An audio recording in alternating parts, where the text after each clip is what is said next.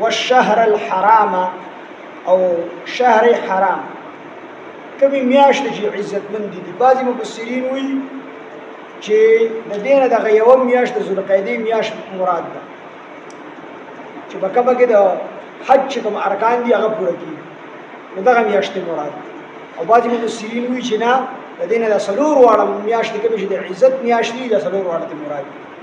هغه ذوالقعده ذوالحجه محرم او رجب دا سلور میاشت د حرمت میاشت د عزت میاشت جاهلیت په دور کې به